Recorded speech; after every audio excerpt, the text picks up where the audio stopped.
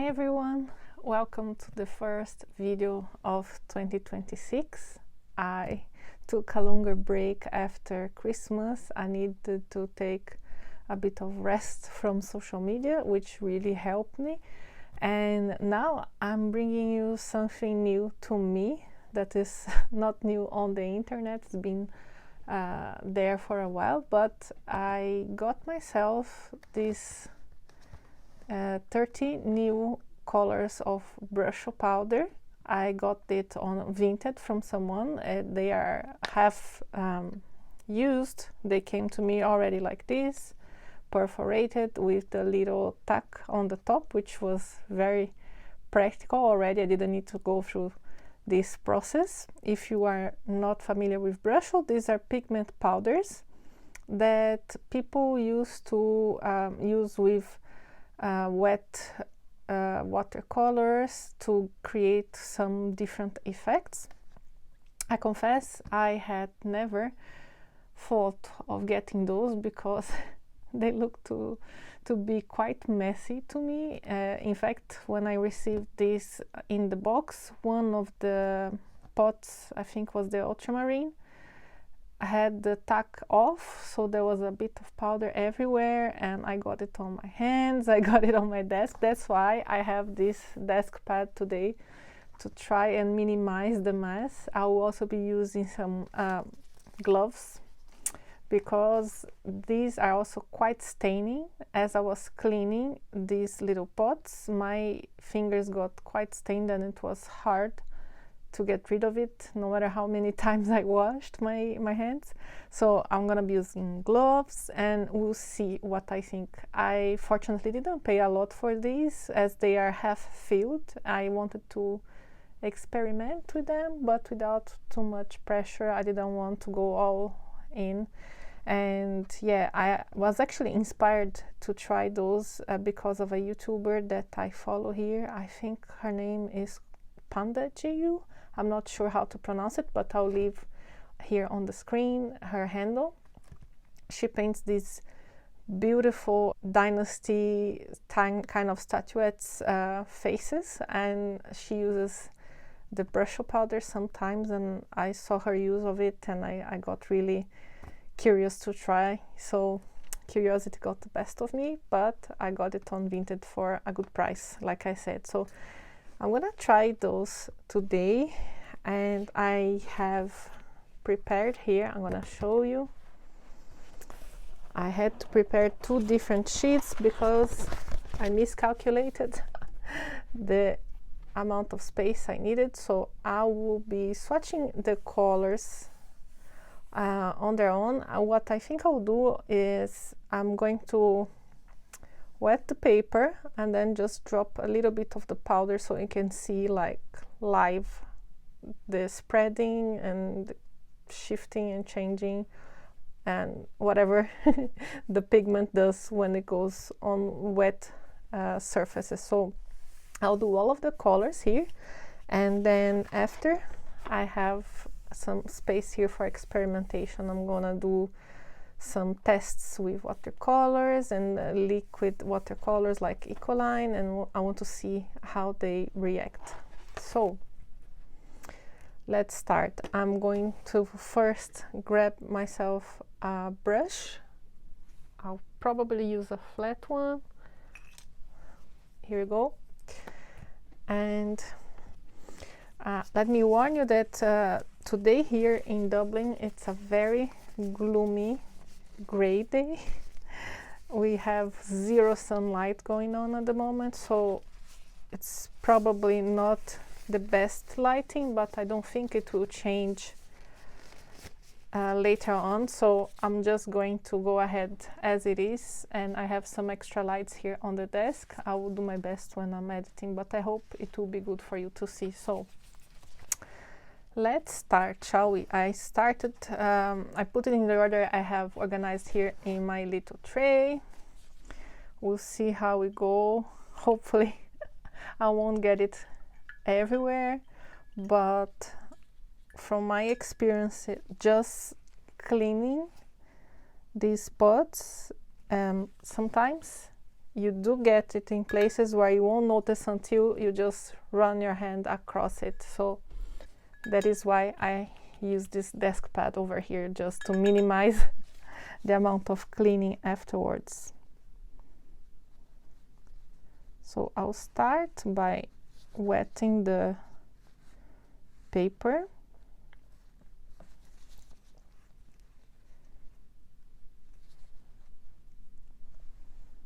And now let's give it a try. I also forgot to mention she already had all of these discs with the colors on top of the pots, which is also very helpful. And let's see, I'm going to do like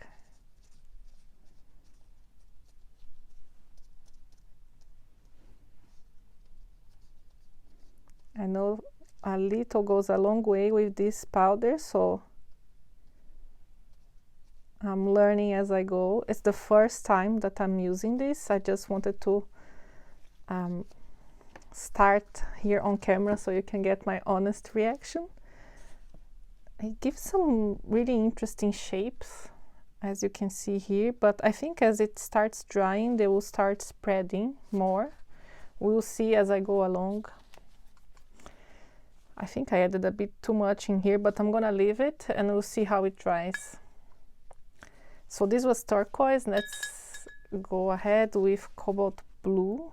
And these are also labeled as non-toxic, so I think that by cobalt blue they mean cobalt blue hue, because cobalt is toxic.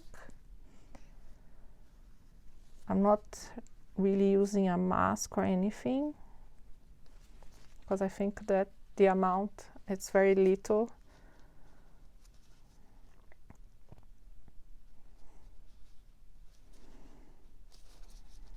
This one is a bit tighter. I'm trying not to. All right.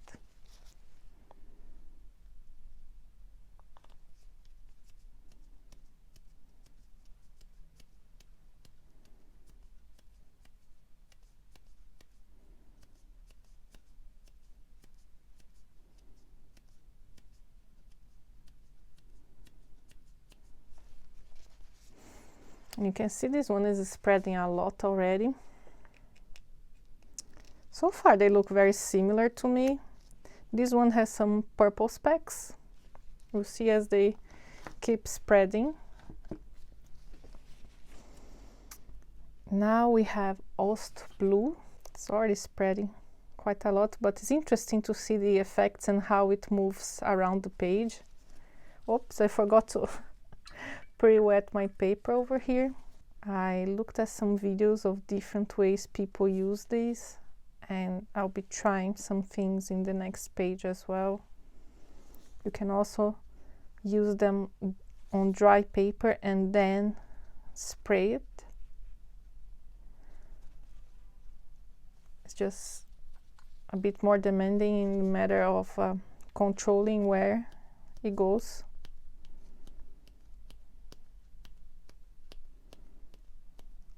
This one also looks like a mix between this light blue and some purplish tone.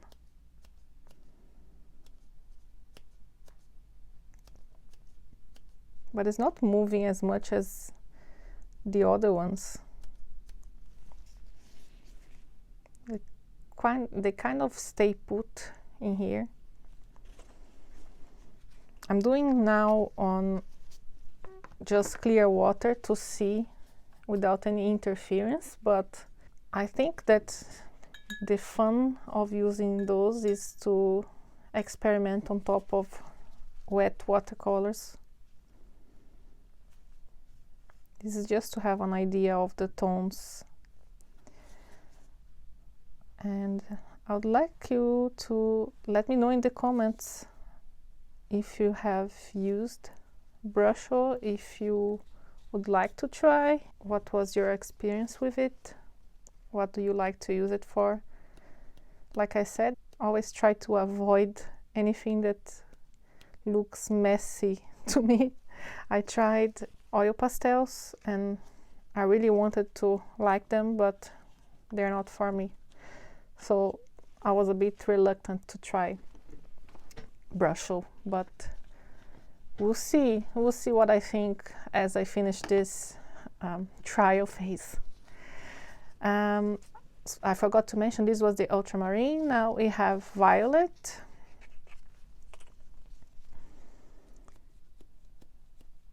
So far I feel like these tones, the blues and the violets, they look quite similar tone. They're not that different. If you had one blue and one purple, you could, you know, mix the different tones. So if I hadn't gotten the full set for a good price, like I said, I wouldn't feel like it's necessary to buy a new big set of these, because they do look like different ratios of mixes of the same tones.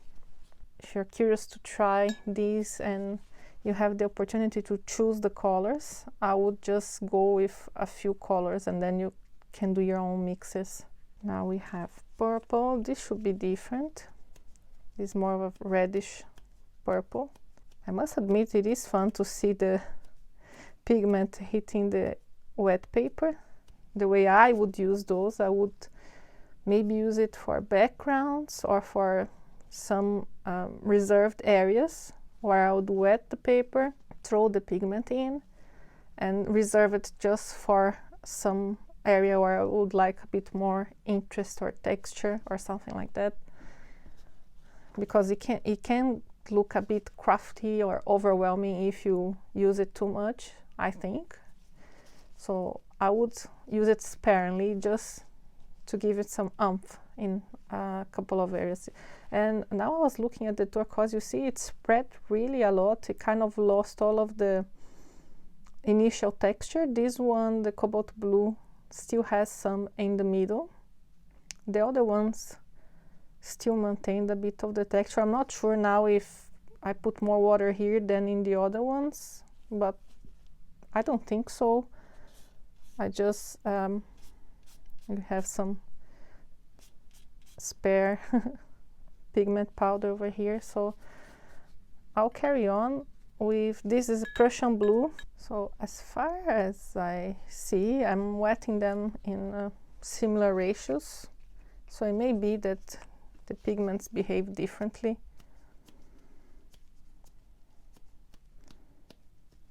This, I think, is one of the colors that were less full. I assume the person I purchased it from really liked this Prussian blue, and it is a really nice color, very different from the other blues. Now we have emerald green. Like what this purple is doing over here. Let's see our first green.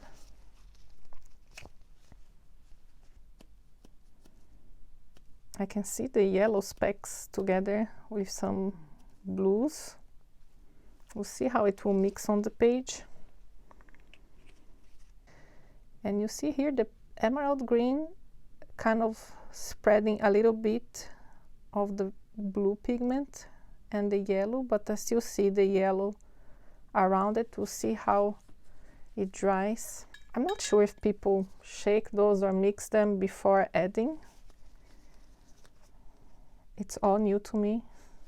I still have some pigment left over on the page. Like I said, it does go everywhere. Now we have sea green, which I think is similar to the emerald green.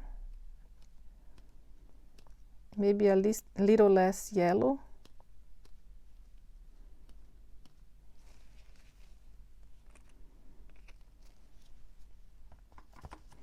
What if I feel like, yeah, I can encourage a bit this mixing, but we'll see. I'll leave it be as it is now. I see that at the top here, the blue ones, some of the powder that stayed on top didn't move. And I have the feeling this will be like salt when you add watercolor, that after you, if it's still wet and you touch, it goes all over the place. But as this is pigment, I would say after everything is completely dry, I would still be very careful removing this excess powder here at the top. This leftover powder here, I think it's is the recipe for disaster. At least with me, I'm a clumsy person, so it's something I would definitely do. Now we have leaf green. This is more yellow, I think.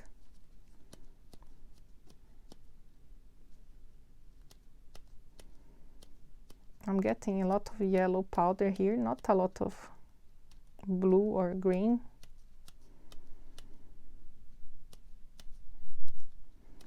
It's a pity that one of the colors that looked really nice was, I believe, moss green, and it wasn't in this set over here. That one looked really interesting. This one is not mixing much. I love the effect of the sea green here. The way it spread, it looked like a sea algae or something like that. Now we have lemon, and so far I think that there's a lot of repetition in these colors. Once I'm done with the swatching portion, I'm going to discuss a bit about which ones I like more. This is a nice one, even though with the yellow, because it's so light, you don't see as much of the effect as with the other colors. Then we have another yellow, which is called just yellow. I'll take the chance that I'm doing this at the moment, and I'll just chat a little bit about my art in last year and what I'd like to do for this year. I feel like last year I didn't paint as much as I would have liked. I did paint some things I really enjoyed, but I don't know, I felt like I was not as present in art as I usually am. I felt I got myself caught too much into social media and on my phone. So this year I started taking breaks and using less of my phone to try and detox, if I can say so. That's also one of the reasons why I took a bit longer to come back here to the channel. And I think for this year I would like to be more free with the way I make art, in the sense that I would like to kind of eliminate a bit of the constraints I give myself to make art. You know, I would like to experiment more, to be a bit more adventurous, not so much tight in my approach. You know, there are things that I like doing in a certain way, which is fine, but sometimes I think we create too many constraints for ourselves, and this ends up preventing us from making discoveries. And now I'm gonna test the gum budge over here. So yeah, I've been thinking of ways to be going back to a more analog life, less connected, less digital. And yeah, so far it's been good, but at the same time also I have doubts, and I'm thinking of plans for the channel, because lately it's been a bit hard. I feel like the algorithm keeps pushing you to make videos only about purchases and hauls and influencing people to buy. I'm happy to share with you things that I purchase, my experience, some books, because these are things I love and I'm sharing just out of common interest, I would say. If you're here, you probably like at least some of the things that I share. But I don't want it to be the only thing I talk about here in the channel. I'd like to show you a bit more of me as an artist and what I do and what I like, without the pressure of always having to be publishing a certain type of content to get views or engagement. So I don't know, all of that to ask you. I'd like you to tell me what you'd like to see here this year. If there's something in particular, I would love to try different things, you know. This is the orange color. I'm a bit at fault also for this, in the sense that I don't put out a lot of videos of me painting. Not because I don't want to, but because I often feel like when I'm filming myself painting, I lose my spontaneity, and it becomes a bit robotic. I'm not sure how to explain that. It's weird. It's like painting while having someone behind your neck watching you, you know. So I haven't figured out a way of doing that and enjoying the process. That's the reason why I need to find a way to do it without taking the natural way of doing that I would do without filming. But I'm open to try. If you have anything specific you would like to see, a technique, for example, that would be very helpful as well, because with techniques it's easier to share and focus on something than just painting randomly, you know. Now we have vermilion over here. Let me move a bit.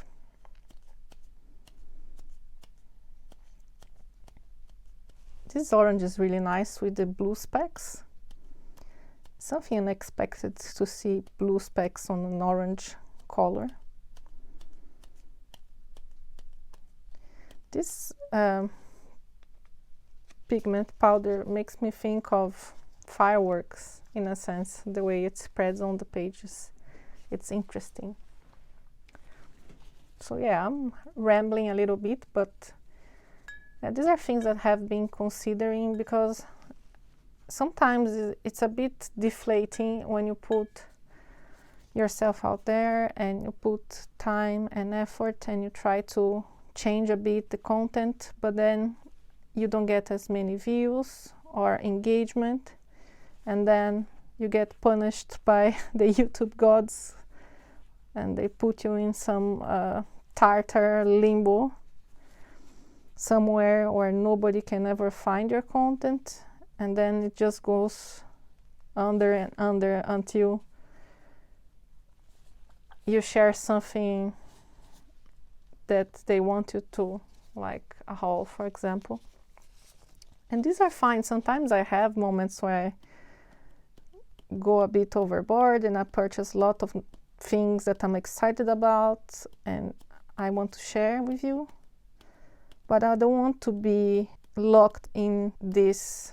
I want to be free to share about other things that are also interesting to me.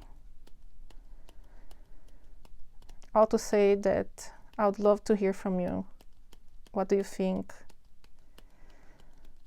I have caught myself a few times wondering if I should go on with the channel, if people take value from what I share. So let me know. I always like reading your comments. The scarlet is nice, and it's different from the vermilion. Vermilion is a bit more orangey. The scarlet is more red. I really like the orange, what's doing over here. It's really unusual, and I think this type of mix, got a bit of red over here.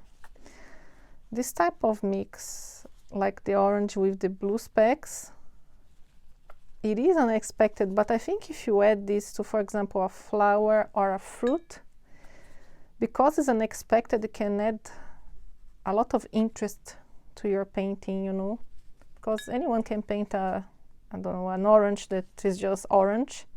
But when you add something like this, unexpected, that's what makes it special, I think.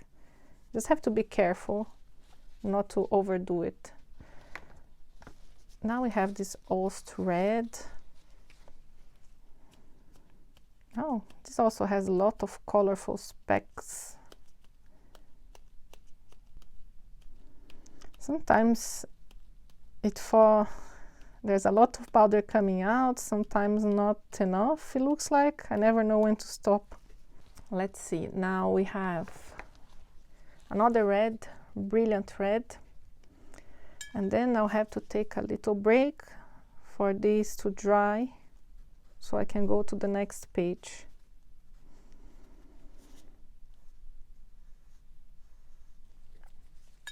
Maybe you can see already here that I have some specks that went from here to here. It gives a nice effect actually. This very light, like opal tone.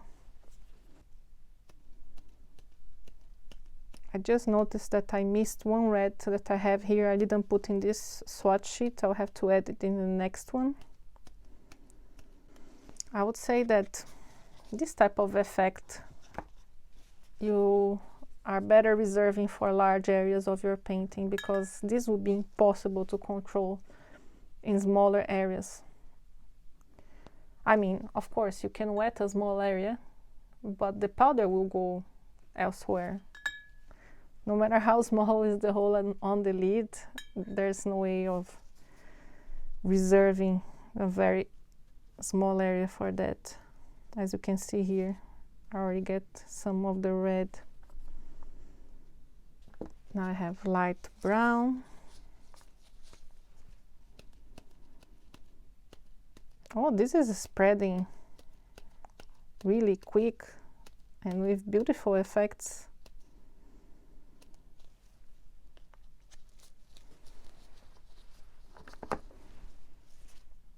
With some orange and blue specks. And the last one is dark brown.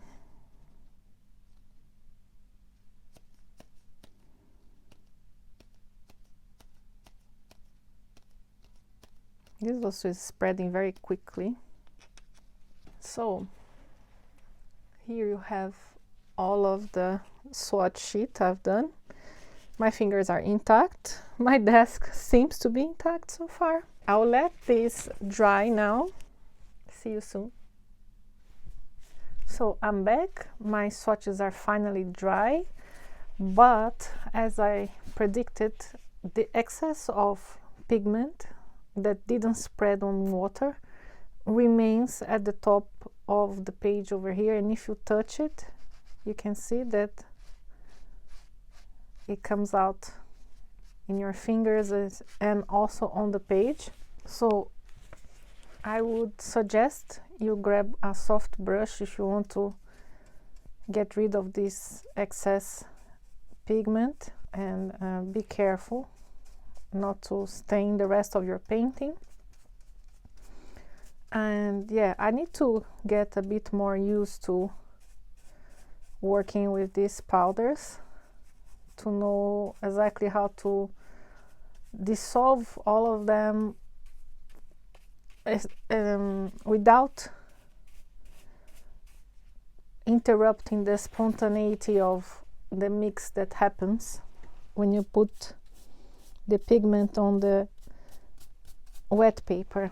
Because I think if you start fiddling too much to make it mix, then it kind of loses the point, you know. The point is having these unexpected mixes. Now from these ones, I really like I said, the orange, because of the unexpected blue specks that came out here. I also like the gamboge. It's this mix of yellow and orange that is very interesting. Scarlet is also a nice bright red, and the browns also have this type of little specks of different colors, which can be fun to use. Now I'm gonna carefully turn the page here because I still have some leftover pigment. I'll need to clean that later. And here we have some extra colors I'm gonna swatch. I have gray, black, white, and the crimson that I had forgotten to add in the other page. Let's start with the gray.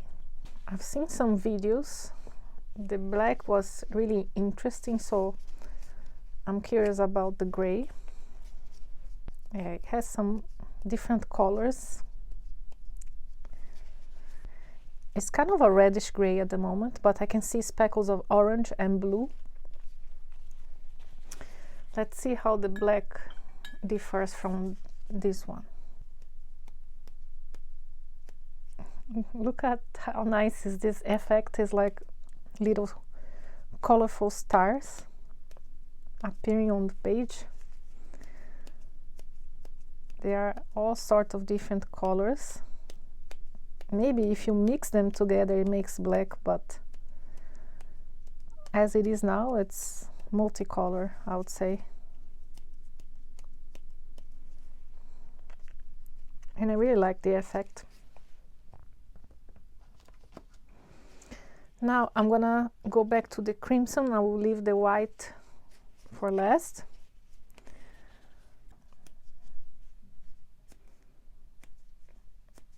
I think there's a tiny bit more daylight now, so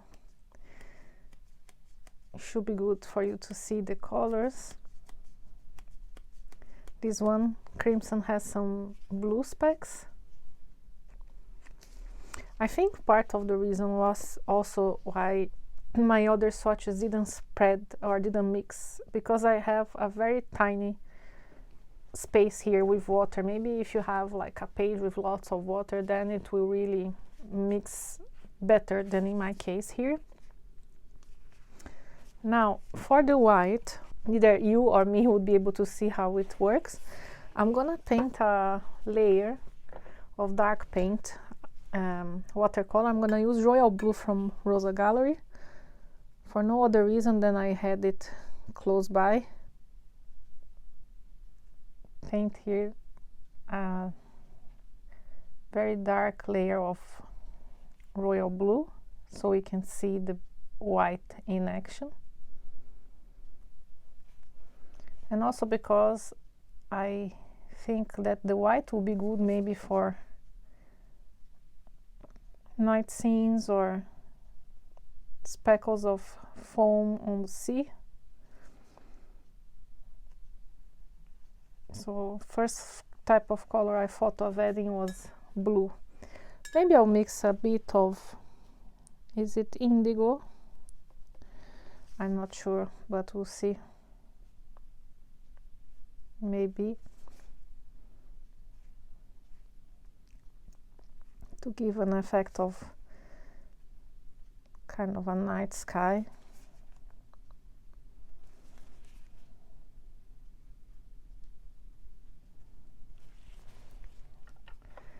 So now we are ready to see the white one. I'm very curious about this one.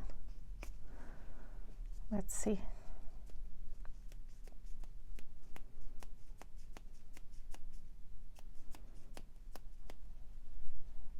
Okay, that seems a bit underwhelming. Oh my goodness, crisis averted. But yeah, I was expecting. Let me try to shake it a bit. I don't know. I even got a bit of white pigment here on my desk, but it's not really. I'm gonna maybe zoom in a little bit so you can see better. It's not really doing much. You would think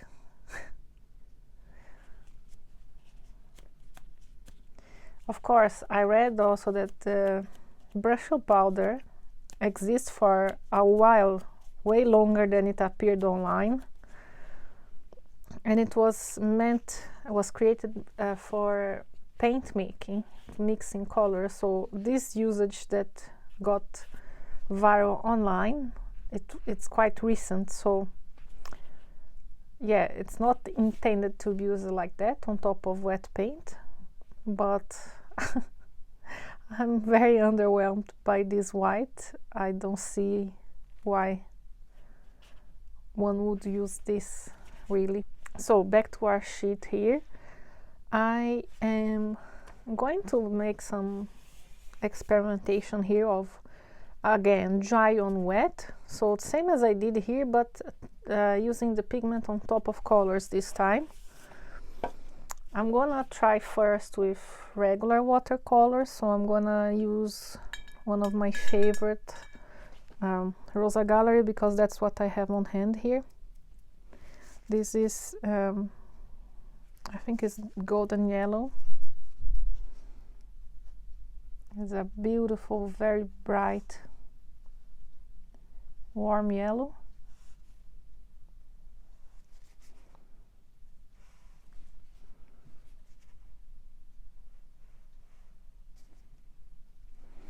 I'm gonna remove a bit of the excess water here. Maybe I added too much. Now, which color should we try? A green maybe? Or maybe I'll go completely crazy and I'll try a purple and see if we get a nice ochre. So let's see. I'm adding the purple tone here. Wow, look at the effects.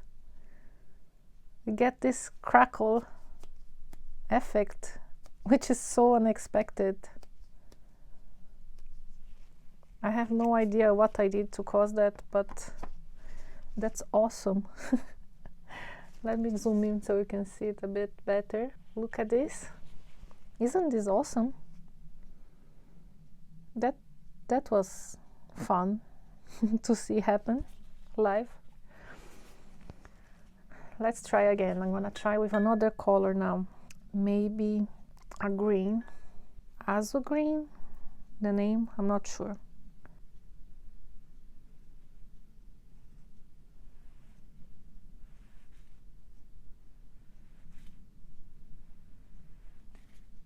It's one of my favorite colors. This one as well is a very beautiful bright green.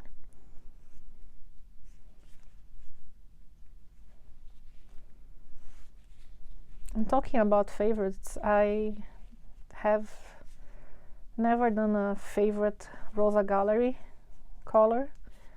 If you'd like to see that, let me know in the comments. I think it's been a while last time I filmed a favorite video. I'm tempted to go with the turquoise, but it's very obvious turquoise. Maybe I'll try something else like vermilion. I'm in the mood for crazy mixes today, or let's say complementary colors, because I added purple to the yellow. Now I'm adding red to the green, and again we have this crackle star effect, which I didn't get when I added to water.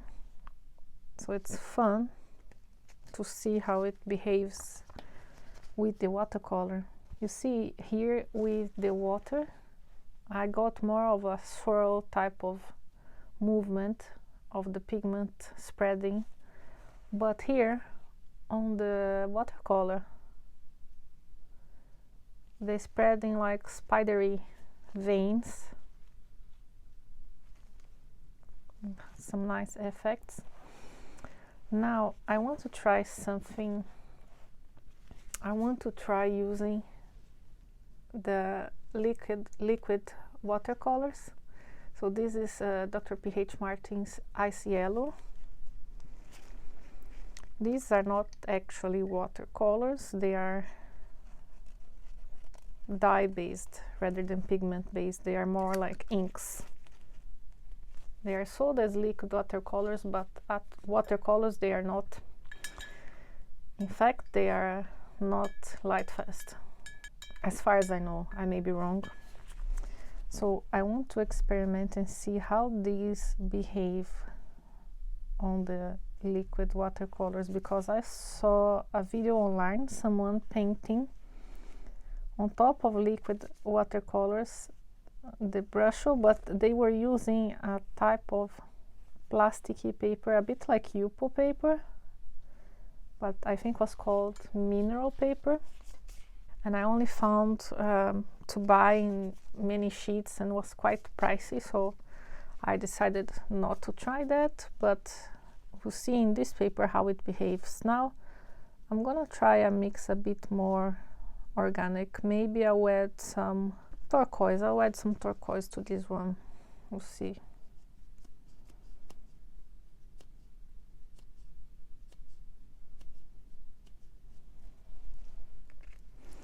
Got a bit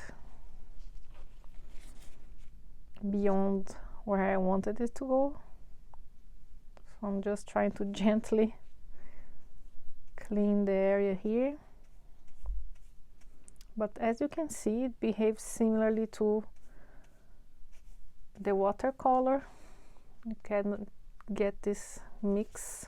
And now let's try pink. I have this sunrise pink.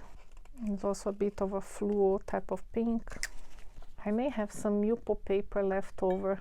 I will try and see how it looks on Yupo paper. I'm not a big fan of Yupo paper. I didn't get into it. This ink is very stainy. As you can see here, I still have the shadow of the initial color I put on paper. Now I'm gonna try maybe the violet.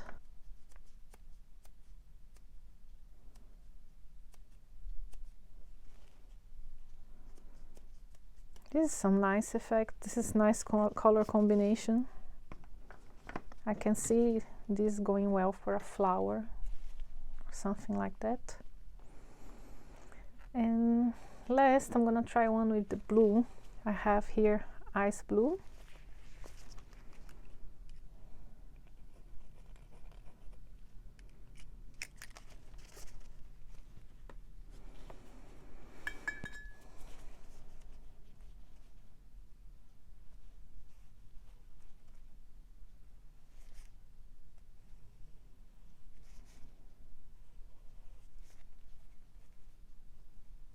It's very wet, this one. We'll see what happens. For this one, maybe I'll try a green. I'll go with the leaf green. I remember it was a lot of yellow. It was not coming out as green right away, so we'll see. Maybe it will turn into the green, yeah, with the yellow hitting the blue.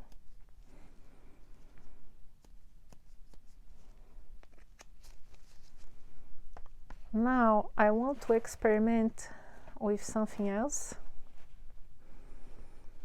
I want to try, God help me, but I want to try dry on dry, which is you add some bit of powder pigment on the dry paper and afterwards you spray it, so you get a different effect. So let's see. I'm gonna try with the vermilion, for example.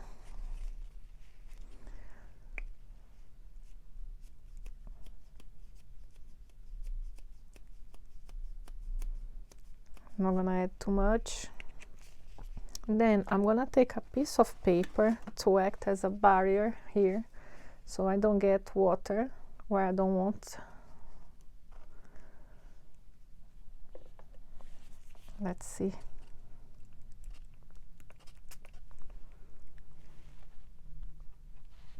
And here you go. Maybe I can do something like this.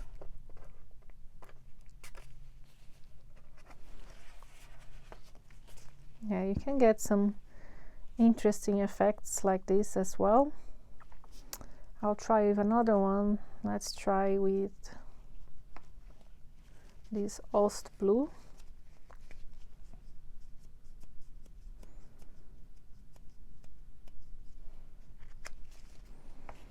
Now I'm gonna do a little curved wall over here to protect the rest of my I'm sorry you cannot see very well here, but and here you have it. And look at that, I also got the effect on the page I was using to create the barrier.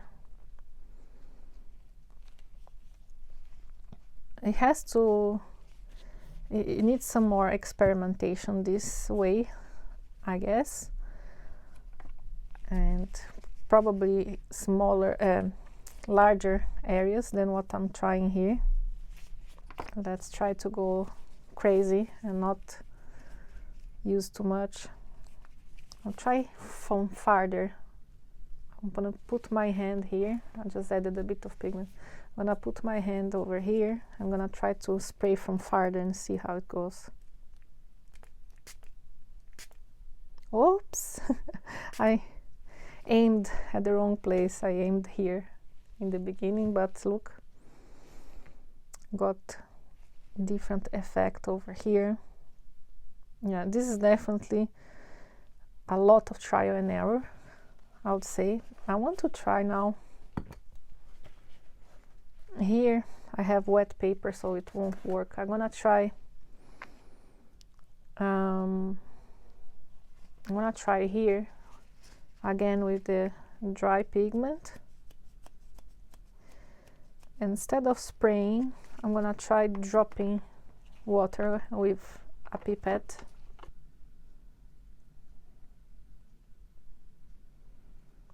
Okay.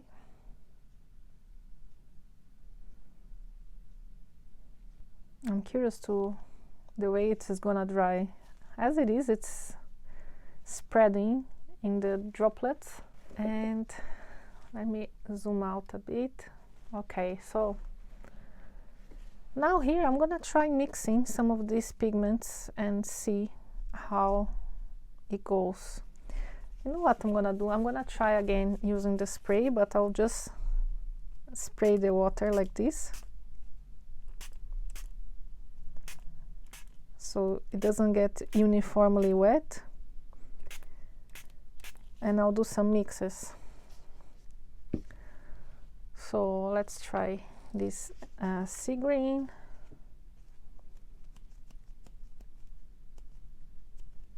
With the lemon yellow.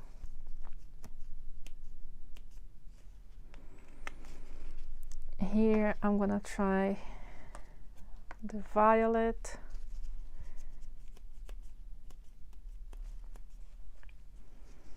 You can see that here I really went all in the experimentation. This is crimson. It's not moving a lot. So let's try this gray.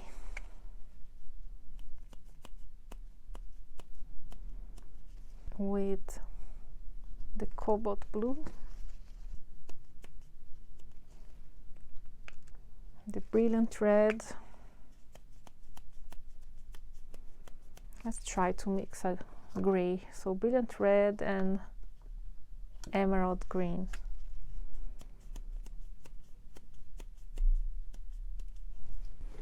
Even though it's maybe gonna create a black, who knows. I don't know what I'm doing here, and I have a lot of powder accumulating all over in the desk, and so I am left over with one more space. Let's see, I'll try again the orange that I liked. Let's go crazy. Prussian blue.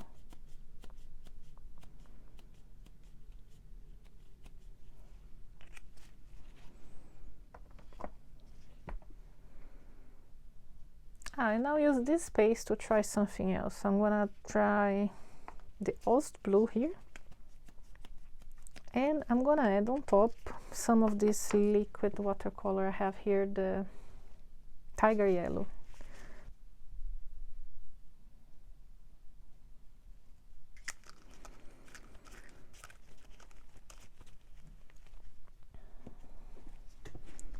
Yeah, so there's a lot of colors going around here.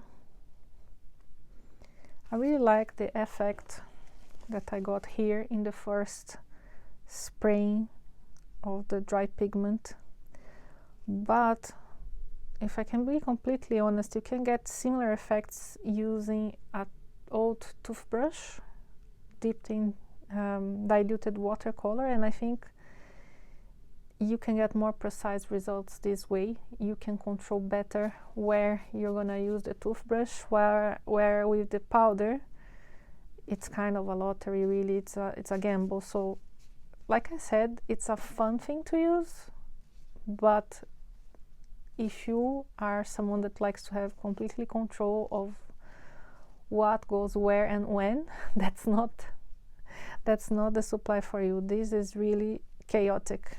I had fun experimenting with that. I liked some of the effects so far that are happening here. I really like this mix going on here of the tiger yellow and the blue.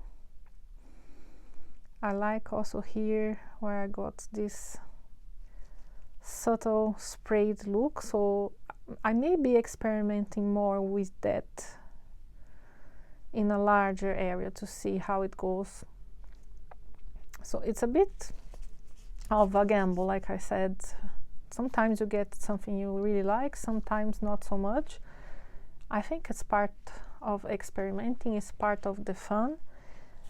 I hope that was useful for you to see how this can be used, what is it about, and if it's something you would be interested in. Like I said, let me know in the comments. I am going to be trying it a bit more. I confess, it's very messy. So I hope you enjoyed this colorful, chaotic first video for 2026. Let me know what else you would like to see. Let me know your thoughts. I love hearing from you, and I hope to see you here soon. Bye!